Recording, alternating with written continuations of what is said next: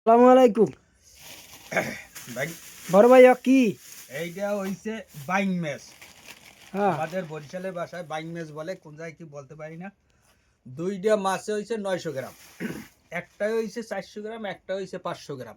হ্যাঁ, কিন্তু এই 400 গ্রামটা দোকানদারে দিতে চায় না, ছোট বিদে কয় যে না ভাই এই মাছটা যদি না নেন এটাও নেব না, কিন্তু দুইটা মাছ আনছি 900 গ্রাম হইছে।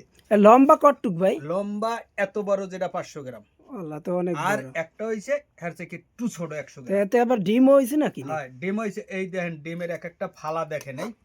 কিন্তু এই মাছগুলো এখন আমার ভগ্নি হইতেও খাইবে না, বাইগনায় খাইবে না, ওইলে বাইগনা হুম। এও খাইবে না, এইলে ছোট মামু এও খাইবে না, বলতে আছে এরা কুচিয়া।